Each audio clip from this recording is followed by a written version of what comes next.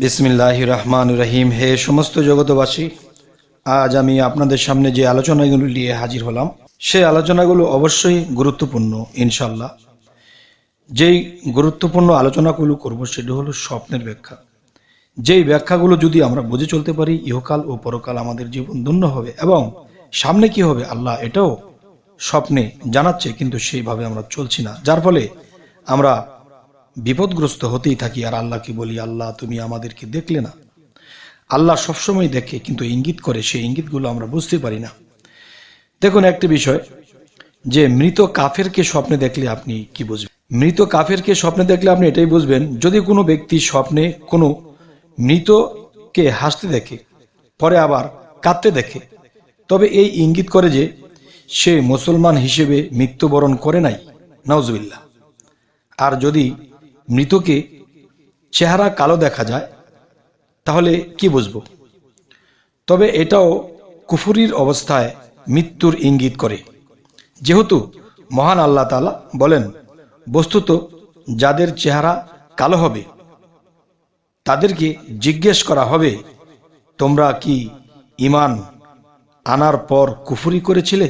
মৃত কাফেরকে যদি ভালো অবস্থায় দেখা যায়, তবে এটা তার সন্তানাদির উচ্চ মর্যাদা বোঝাবে, কিন্তু মহান আল্লাহর নিকট তার অবস্থা ভার বোঝাবে না।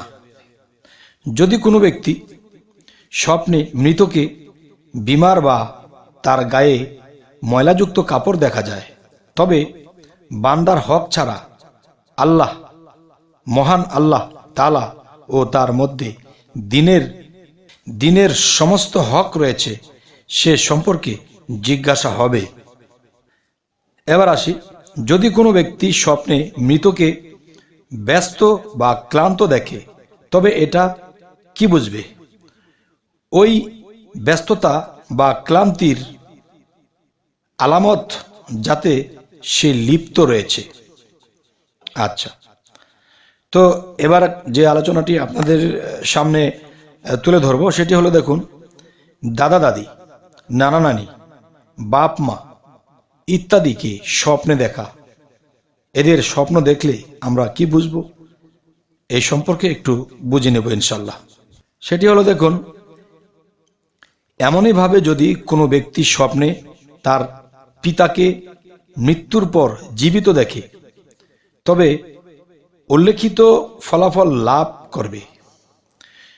এটির অর্থ এটি যে তার উল্লেখিত ফলাফল লাভ করবে এবং এটা আরও বেশি ফলপ্রসূ হবে, কেননা বাপ মায়ের তুলনায় বেশি সক্রিয় ও শক্তিশালী।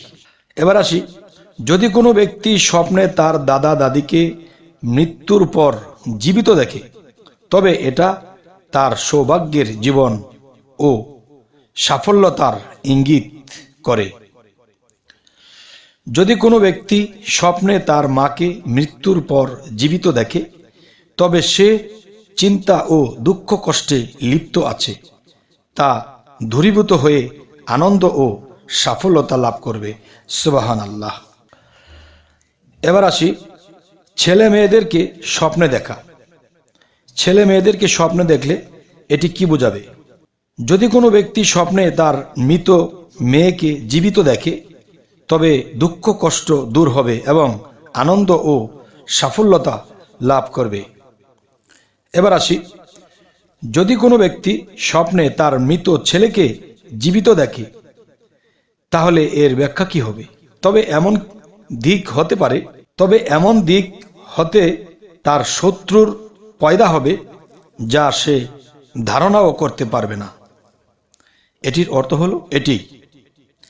এবার আসি, ভাই বোনকে স্বপ্নে দেখলে কি হয়?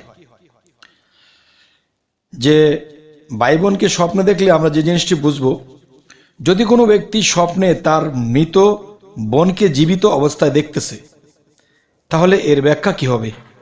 এর ব্যাখ্যাটি হবে, তবে তার কোনো হারানো লোক বিদেশ সফর হতে ফিরে আসবে এবং আনন্দ লাভ করবে, যেহেতু মহান আল্লাহ তাআলা বলেন, মুসার আম্মা মুসা আলাইসাল্লামের কথা বলা হচ্ছে। এর বোনকে বললেন, তুমি তার পিছনে পিছনে যাও। ফলে সে দূর হতে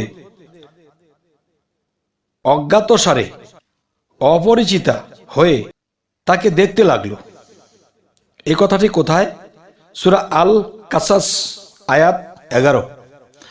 আচ্ছা, এখানের কথাটি বলছি, যদি কোনো ব্যক্তি তার মৃত ভাইকে জীবিত দেখে তবে দুর্বলতার পর শক্তি অর্জন করবে, যেহেতু মহান আল্লাহ তাআলা বলেন, মুসা আলাইহিস সালাম বলেন, আমার ভাই হারুনকে আমার সাহায্যকারী বানান এবং তার মাধ্যমে আমার কোমর মজবুত করেন এবং তাকে আমার কাজে শরিক করেন।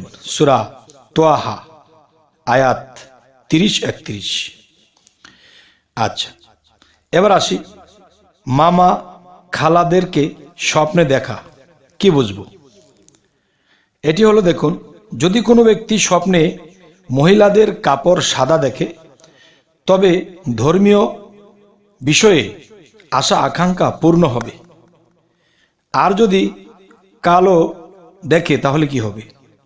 তবে গান বাদ্য জাতীয় আশা পূরণ হবে।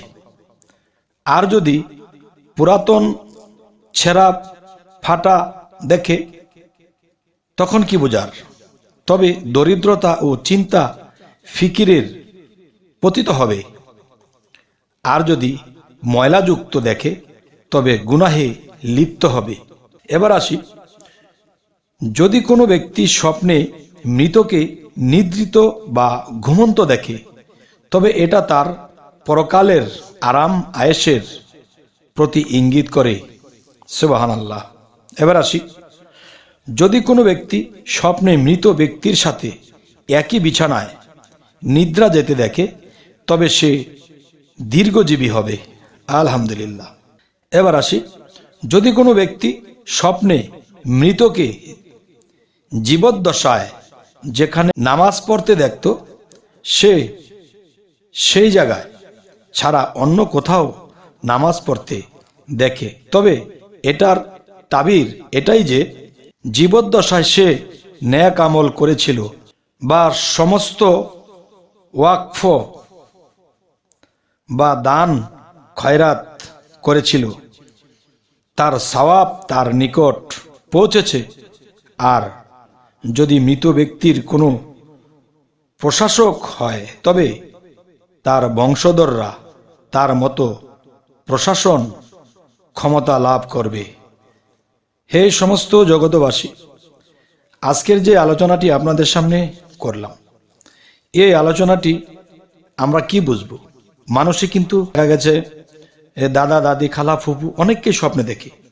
তো এই যেই লোকেরা মৃত্যুবরণ করেছিল তাদেরকে স্বপ্নে দেখলে কি হয়, কি বুঝবো, এই জিনিসগুলো বোঝানোর জন্য আজকের এই আলোচনা। তবে হে সমস্ত জগতবাসী, আজকের যে আলোচনা, এই আলোচনাটি আপনাদের কেমন লাগলো এবং কি ধরনের স্বপ্নের ব্যাখ্যা চাচ্ছেন তাও আমাদেরকে কমেন্টে জানাবেন এবং পরবর্তীতে যেন ভালো আলোচনা নিয়ে আপনাদের সামনে পৌঁছাতে পারি। তো সকলেই ভালো থাকবেন। আল্লাহ হাফিজ।